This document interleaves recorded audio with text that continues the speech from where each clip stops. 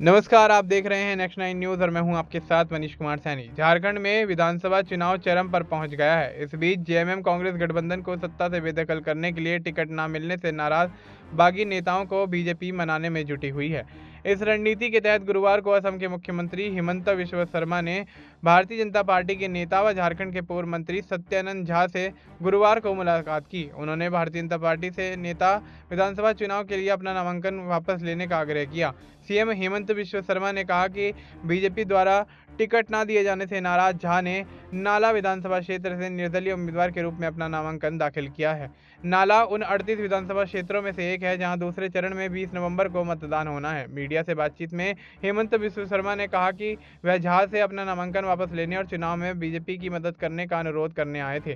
उन्होंने कहा, हम उन्हें टिकट नहीं दे सकते, इसलिए झा नाराज हो गए। उन्होंने घोषणा की है कि वह निर्दलीय उम्मीदवार के रूप में चुनाव लड़ेंगे। भारतीय जनता पार्टी नेता ने कहा, इस बार झारखंड में बीजेपी की सरकार बनाना और पार्टी और राज्य दोनों के लिए बहुत महत्वपूर्ण है, इसलिए मैंने उनसे अपना नामांकन वापस लेने और पार्टी की मदद करने का अनुरोध किया है। मीडिया रिपोर्ट्स के मुताबिक असम के सीएम हेमंत बिस्वा शर्मा ने झा से वादा किया है कि उन्हें चुनाव के बाद पार्टी में एक सम्मानित पद दिया जाएगा। उन्होंने कहा कि सत्यानंद झा पार्टी के पुराने और वरिष्ठ नेता हैं। दरअसल भारतीय जनता पार्टी नेता जहां से टिकट के प्रबल दावेदार थे, वहां से पार्टी नेतृत्व ने शिबू सोरेन की बहू सीता सोरेन को प्रत्याशी बनाया है।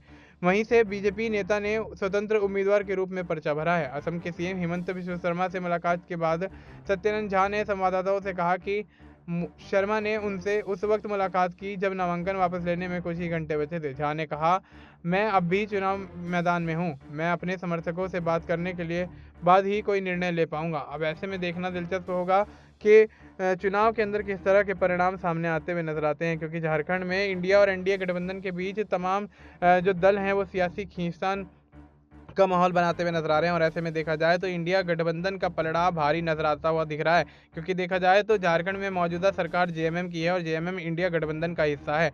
तो आगामी विधानसभा चुनाव में हेमंत सोरेन की सरकार बनना लाजमी नजर आ रहा है, क्योंकि भारतीय जनता पार्टी उनके सहयोगी दलों के बीच जिस तरह से शुरुआती दौर में सीटों के बंटवारे को लेकर सहमति ठीक से नहीं बन पा रही थी, तो कहीं ना कहीं इंडिया गठबंधन उसमें आगे निकलता हुआ नजर आया है। अब ऐसे में देखना दिलचस्प होगा कि झारखंड के अंदर किसकी सरकार बनती हुई नजर आती है। क्या मौजूदा सरकार वापसी करेगी या फिर झारखंड में एक नई सरकार का गठन होगा और एनडीए गठबंधन इंडिया गठबंधन को करारी शिकस्त देता हुआ नजर आएगा। फिलहाल आपको इस मुद्दे पर क्या कुछ लगता है, आप अपनी राय हमें कमेंट करके बता सकते हैं। बाकी देश और दुनिया से जुड़ी तमाम जानकारी के लिए आप देखते रहिए नेक्स्ट 9 न्यूज़।